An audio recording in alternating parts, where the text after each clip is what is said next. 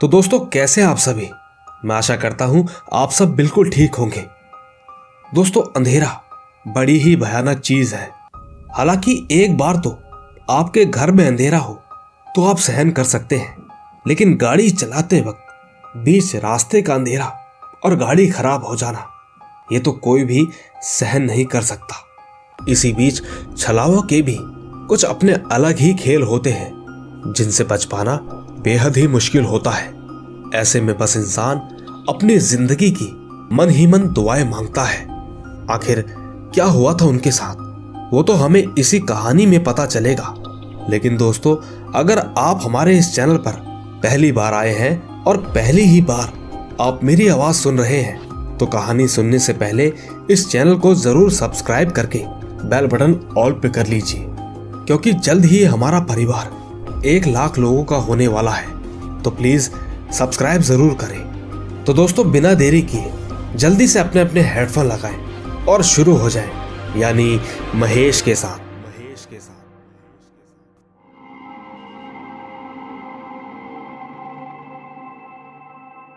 दोस्तों, ये बात उस वक्त की है जब मैं अपने पूरे परिवार के साथ लक्ष्मणगढ़ से सीकर का सफर तय कर रहा था। यह सफर कुछ ज्यादा दूरी पर तो नहीं था, लेकिन फिर भी अभी रात में ड्राइव करना था। रात काफी हो चुकी थी, साथ ही चारों तरफ सन्नाटा सा छा गया था। हम लोग मौसी के बेटे की शादी के लिए रवाना हुए थे, जो कि 3 दिन बाद होने वाली थी। लेकिन दोस्तों, हमें क्या पता था कि शादी में जाने से पहले हमें कुछ ऐसी खौफनाक ताकतों का सामना करना पड़ेगा जिसके बारे में हमने कभी सुना तक नहीं था। खैर दोस्तों, हम सब गाड़ी में बातें करते हुए अभी ड्राइव ही कर रहे थे कि अचानक मेरी छोटी बहन, जो कि एकदम से बोल पड़ी कि भैया, मुझे बहुत जोरों से भूख लगी है। दोस्तों, ठीक उस वक्त मैं गाड़ी को ड्राइव कर रहा था तो मैं किसी दुकान को ढूंढने लगा। वैसे मैं इस रास्ते से अच्छी तरीके से परिचित था। हालांकि इस बार 2 साल के बाद मैं फिर से मौसी के घर जा रहा था। ऐसे में रास्ता तो मैं थोड़ा बहुत भूल चुका था, लेकिन जैसे जैसे मैं रास्ते को देख रहा था तो मुझे आसानी से ये पता चल पा रहा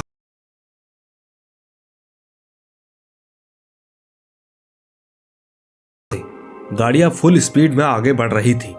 चारों तरफ का बिखरा हुआ सन्नाटा घनी रात को आसानी से बयां कर रहा था। मैंने गाड़ी चलाते चलाते तभी एक दुकान देखी। उस दुकान के दिखते ही मैंने अपनी गाड़ी को उसी दिशा में मोड़ लिया। लेकिन दोस्तों, जब हम उस दुकान के पास पहुंचे तो देखा कि उस दुकान के अंदर कोई भी दुकानदार मौजूद नहीं था। मैंने उतरकर उसे आवाज देकर बुलाया। किसी के ना आने पर मैं वापस गाड़ी के अंदर बैठ गया। मैं गाड़ी चलाने ही वाला था कि एक आदमी उस दुकान के अंदर पहुंच गया। मुझे गाड़ी चलाता देख वो आदमी तुरंत मेरे पास आया। पास आते ही जब मैंने उस आदमी को खाने के बारे में पूछा तो उस आदमी ने बताया कि यहाँ से लगभग 2 किलोमीटर आगे एक ढाबा पड़ता है। बस वो ढाबा यही कोई थोड़ी ही दूरी पर है। दोस्तों, सच कहूं तो उसने वो दुकान थोड़ी अलग रास्ते पर बताई थी, और ये बात मैं अच्छी तरीके से जानता था कि अब आगे आने वाले रास्ते में कोई भी ऐसी दुकान नहीं मिलेगी। पर मैं मजबूर था, लिहाजा मैंने अपनी गाड़ी को उसी दिशा में मोड़ दिया। वैसे मैं इस रास्ते पर पहले कभी आया ही नहीं था, तो ऐसे में आगे का रास्ता थोड़ा डरावना सा लग रहा था। पर मैं चुपचाप आराम से गाड़ी को ड्राइव करने लगा। सुनसान पड़ी सड़क और चारों तरफ के छाए हुए घने पेड़ों के सन्नाटे को मैं आसानी से देख पा रहा था। इसी बीच अचानक से मेरी नजर सड़क के बीचों बीच चल रही एक भैंस पर पड़ी। वो भैंस आराम से उस रास्ते को काटकर इस तरह चल रही थी कि मानो सड़क उसके पूर्वजों ने बनाई हो। सच कहूं तो मुझे तो बहुत ज्यादा गुस्सा आया, लेकिन जानवर तो जानवर ही था। इसी बीच जब मैंने अपनी गाड़ी के हैंडल की तरफ देखा तो मुझे किसी चीज के खटखटाने की आवाज सुनाई थी। उसी वजह से मैं गाड़ी के हैंडल की तरफ देखने लगा। कुछ भी ना समझ आने पर जब मैंने सामने की तरफ देखा तो यकीन मानिए मेरी आंखें एकदम चौड़ी ही रह गई, क्योंकि मैंने देखा कि सामने की तरफ से तो मुझे कोई भी ऐसी चीज तो नजर नहीं आई लेकिन जब मैंने गाड़ी को धीमा किया तो मेरे पिताजी ने मुझे गाड़ी को धीमा करने का कारण पूछा। तब जाकर मैंने उन्हें एक भैंस के बारे में बताया। लेकिन दोस्तों, मेरे बताते ही वो तो एकटक मेरा ही मुंह देखने लगे। दरअसल उन्होंने मुझे बताया कि वो तो काफी देर से सामने की तरफ ही देख रहे थे, लेकिन उन्हें तो कोई भी जानवर नजर नहीं आया। दोस्तों, ऐसा कैसे हो सकता था? बाद में मैंने सोचा कि शायद पिताजी ने ध्यान नहीं दिया होगा, और फिर उसी 2 किलोमीटर दायरे को पार करके हम लोग उस ढाबे पर पहुंच गए। उस वक्त रात अपनी चरम सीमा पर थी। चारों ओर घना कोहरा भी छाया हुआ था। जब हम लोग उस ढाबे के करीब पहुंचे तो देखा कि वहां कुछ खास आदमी नहीं थे। मुझे तो इतने बड़े ढाबे पर सिर्फ एक आदमी ही नजर आ रहा था, जो कि ठीक खाना खाने के बाद अपनी बाइक लेकर वापस चल पड़ा। मैं तुरंत भागकर ढाबे के मालिक के पास पहुंचा और खाने का ऑर्डर दिया। साथ ही जब मैंने पूछा कि आखिर इस जगह पर इतने कम लोग क्यों आते हैं, तो ठीक पहले तो उस आदमी का कोई जवाब नहीं आया, लेकिन थोड़ी देर बाद एक लंबी सांस लेते हुए उसने कहा कि यहां पर लोगों के द्वारा अंधविश्वास की परंपरा फैलाई गई है। दरअसल लोगों का कहना है कि इस जगह पर रात में काली शक्तियां रहती हैं और भूत प्रेत इस जगह को पूरी तरीके से अपने श्रापित रूप में बना चुके हैं। दोस्तों, उसकी बात सुनकर पहले तो मुझे भी इन बातों पर विश्वास नहीं था, लेकिन मुझे क्या पता था कि जल्द ही हम एक ऐसे हादसे के शिकार होने वाले हैं कि जिसके बारे में मैंने आज तक सोचा तक नहीं था। खैर, हम लोगों ने पहले तो खाना खाया और फिर जब हम लोगों ने पैसा देकर वहां से निकलने की सोची तो ठीक उस आदमी ने हमें एक दूसरा रास्ता दिखाते हुए कहा। उसने कहा कि भाई साहब, अगर आपको इस रास्ते से डर लगता है तो यहां से लगभग 5 किलोमीटर दूर आपको सीकर जाने वाला एक ऐसा रास्ता मिल जाएगा जहां से आपको समय भी कम लगेगा, पर आप सही सलामत और एकदम सुरक्षित अपने लक्ष्य तक पहुंच जाएंगे। दोस्तों, सच कहूं तो मुझे उसकी बातें कुछ अजीब सी लगने लगी, पर मैंने उसकी इन बातों पर ज्यादा ध्यान नहीं दिया। मैं चुपचाप अपनी गाड़ी को निकालकर ड्राइव करने लगा, क्योंकि मुझे भी ठीक उसी रास्ते से जाना था और अब हम लोगों को काफी रात भी हो चुकी थी। तो ऐसे में मैंने उसी रास्ते को चुनना बिल्कुल ठीक समझा, क्योंकि मुझे तो उसी रास्ते से जाना था जिस रास्ते को मैं थोड़ा बहुत जानता था। पर दोस्तों, हमें उस वक्त काफी रात भी हो चुकी थी, तो ऐसे में मैंने उसी रास्ते को चुनना ठीक समझा जिस रास्ते से हम इस ढाबे पर पहुंचे थे। लेकिन दोस्तों, जब मैंने एक नजर अपनी घड़ी पर मारी तो पाया कि उस वक्त रात के लगभग 11:30 बज चुके थे। चारों ही तरफ कोहरा भी छाया हुआ था, क्योंकि उस वक्त जनवरी का महीना चल रहा था। इसी वजह से अब मुझे गाड़ी को धीमी गति से ड्राइव करना पड़ रहा था और मुझे सामने की तरफ से कुछ भी चीज नजर नहीं आ रही थी, पर मैं किसी तरह से गाड़ी को ड्राइव कर रहा था। अचानक से मुझे गाड़ी के ब्रेक लगाने पड़े, क्योंकि सामने की तरफ से मुझे एक बूढ़ा आदमी गुजरता हुआ नजर आया। एक बार फिर मेरे पिताजी ने मुझे ब्रेक लगाने का कारण पूछा, तो मैंने सामने की तरफ देखने को कहा, पर उस वक्त भी पिताजी बिल्कुल सामने की तरफ ही देख रहे थे। पिताजी ने मुझसे कहा, अरे तुम्हारा दिमाग खराब हो गया है क्या?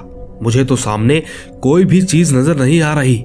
दोस्तों, पिताजी गुस्से में थे और फिर जब मैं दोबारा सामने की तरफ देखने लगा तो यकीन मानिए इस बार तो मेरे रोंगटे ही खड़े हो गए, क्योंकि सामने की तरफ तो मुझे सिर्फ और सिर्फ सन्नाटा ही नजर आ रहा था।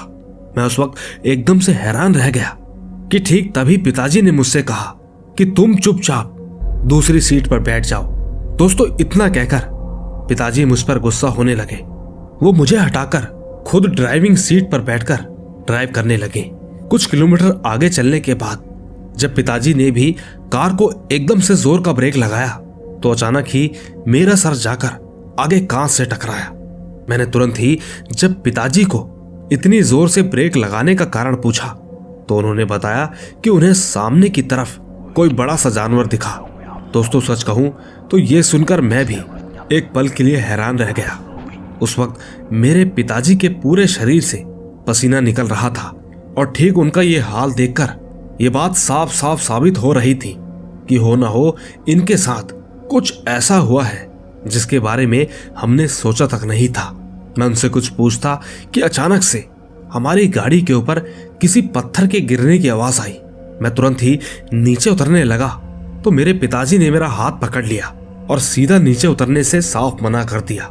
दोस्तों, मैं भी चुपचाप बैठा रहा, लेकिन थोड़ी देर बाद जो नजारा हमने सामने की तरफ देखा, उसे देखने के बाद हम तो अंदर से बिल्कुल हिल चुके थे। हमने देखा कि सामने की तरफ से एक गाड़ी बहुत ही तेजी से हमारी तरफ आने लगी। देखते ही देखते जैसे ही वो गाड़ी हमारी गाड़ी के एकदम करीब पहुंचने वाली थी कि अचानक से वो गाड़ी तुरंत ही ब्लास्ट हो गई। देखते ही देखते वो गाड़ी एक राख के रूप में तब्दील हो गई। उस वक्त मेरा पूरा परिवार पीछे सीट में सो रहा था, पर न जाने कब माँ की नींद खुली। नींद खुलते ही माँ भी काफी ज्यादा डर चुकी थी। गाड़ी के अंदर डर का माहौल तो बन ही चुका था। हम माँ से कुछ कहते कि तभी मेरी छोटी बहन मुझसे बोल पड़ी कि अरे देखो वो क्या है। दोस्तों, जब हमने सामने की तरफ देखा तो पाया कि एक लाल लाल डरावनी आंखों वाला कुछ है जो कि हमें साफ साफ अपनी आंखों के सामने नजर आ रहा था। उस वक्त चारों ओर अंधेरा छाया हुआ था और गाड़ी की हेडलाइट भी जमीन पर थी। पिताजी ने तुरंत ही गाड़ी की हेडलाइट को सामने की तरफ उठाया। हेडलाइट के उठते ही हमें वहां पर कुछ भी नजर नहीं आया, लेकिन अभी अभी हमने दो लाल लाल डरावनी आंखों को चमकते हुए देखा था। तो फिर ऐसा कैसे हो सकता है? खैर, मैंने तो पहले माँ को शांत किया और फिर उन्हें किसी तरह हिम्मत दिलाते हुए चुपचाप बैठे रहने को कहा। ठीक उसी वक्त अचानक से मौसम बदलने लगा। चारों ओर बारिश का मौसम बन चुका था। बिजली भी लगातार अपने रौद्र रूप को हमारी आंखों के सामने दर्शा रही थी। इन्हीं भपकती आवाजों के साथ अचानक से हमें गाड़ी के पहिए की फटने की आवाज सुनाई दी। आवाज को सुनकर हमारी बची कुची उम्मीदें भी खत्म होने लगी, क्योंकि उस वक्त हमारे पास गाड़ी भगाने के अलावा और कोई रास्ता भी तो नहीं बचा था। लेकिन दोस्तों, तभी हमें याद आया कि यहाँ से लगभग थोड़ी ही दूर वो ढाबा पड़ता है। अगर हम किसी भी तरह से उस ढाबे पर पहुंच जाए तो शायद हमारी जान जरूर बच जाएगी। हमने ठीक वही करने का सोचा कि अब हम उस ढाबे की तरफ चलेंगे। लेकिन दोस्तों, उस ढाबे तक पहुंचना भी कोई आसान काम नहीं था। दोस्तों, इसी बीच हमें हल्की हल्की हंसने की आवाजें आने लगी। वो आवाज किसी आदमी की लग रही थी, लेकिन चारों ओर तो हमें कोई भी नजर नहीं आ रहा था। पर एक बार फिर मेरी छोटी बहन चिल्लाते हुए बोली, अरे वो देखो पीछे क्या है। दोस्तों, जब हमने पीछे देखा तो मानो हमारे शरीर के एकदम रोंगटे से खड़े हो गए। दोस्तों, इस बार हमने देखा कि हमारे बिल्कुल पीछे की तरफ हमें एक ऐसा ही शैतान नजर आ रहा था जो कि अक्सर हमने टीवी में देखा हुआ था। कहीं ना कहीं हम लोग भूत प्रेत से काफी ज्यादा जुड़े हुए थे, तो आप ऐसा भी कह सकते हैं कि हम उनकी काफी सारी मूवियां भी देख चुके थे। बस एक यही वजह से उनका भी डर लगता था। पर दोस्तों, आज तो सीमा पार ही हो गई। डर की दस्तक जो कि हमारे शरीर के अंदर एक अलग ही जगह बना रही थी। कुछ भी ना समझ आने के कारण माँ ने अपने फोन में भगवान की आरती चलाना शुरू कर दिया। माँ को देखकर सेम ऐसा ही मेरे पिताजी ने भी किया। लेकिन दोस्तों, ये बात मैं अच्छी तरीके से जानता था कि अगर हमें इंसानों से परे बुरी शक्तियों से बचना है तो हमें किसी न किसी तरह इस जगह से निकलना ही होगा। पर दोस्तों, जब हमारे पास कोई और चारा नहीं बचा तो माँ ने मेरी मौसी को फोन लगाया। फोन के उठाते ही उन्होंने हमारे साथ घटी पूरी घटना के बारे में बताया। तब जाकर मेरी मौसी ने बताया कि अगर आप लोग किसी भी तरह से पैदल निकलते हुए वहां से करीबन 700 मीटर की दूरी पर पहुंच गए तो वहां आपको ठीक दुर्गा माँ का एक पवित्र मंदिर नजर आएगा। बस आप लोग उस मंदिर के अंदर दाखिल हुए तो समझिए कि बुरी ताकतें आपका कुछ भी नहीं बिगाड़ पाएंगी।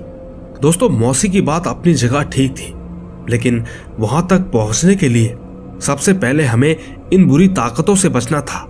साथ ही हम जल्दी से गाड़ी से नीचे भी उतरना नहीं चाहते थे, पर कहीं ना कहीं मेरे पिताजी ने हिम्मत दिखाई। उन्होंने भगवान का नाम लेते हुए चुपचाप वहां से चलना शुरू कर दिया। पिताजी कुछ ही दूर चले ही होंगे कि वहां पर जोरों की आवाजें होने लगी। मानो ऐसा लग रहा था कि वहां पर बड़ी बेरहमी से किसी आदमी को बहुत ही जोरों से पीटा जा रहा था। उसी वजह से वो इतनी जोरों से चिल्ला रहा था। मैंने देखा कि पिताजी के हाथ और पैर धीरे धीरे कांपने लगे, लेकिन उन्होंने हिम्मत नहीं हारी। धीरे धीरे किसी तरह वो वहां से निकलने में कामयाब तो हो गए, पर उसी बीच मैं और मेरे सारे घर वाले गाड़ी के अंदर ही रह गए, जिस वजह से हमें भी थोड़ी बहुत घबराहट महसूस होने लगी।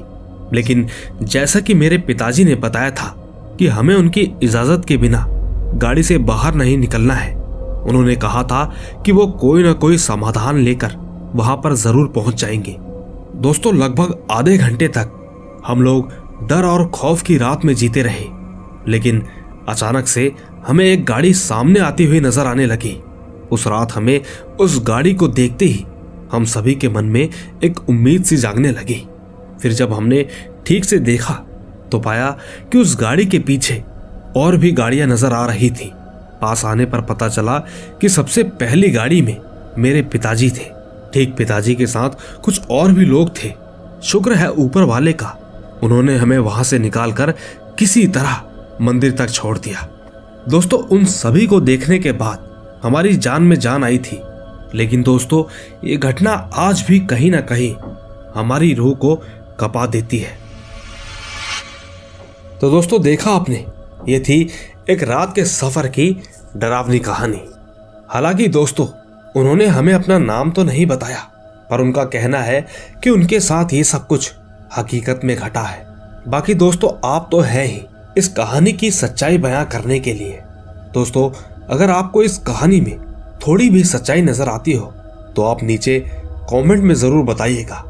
बाकी मैं तो आपको मिलता ही रहूंगा इसी तरह की रोमांच भरी रहस्यमयी कहानियों के साथ। बस तब तक आप अपना और अपने परिवार का ख्याल रखें। चलता हूं, बाय बाय।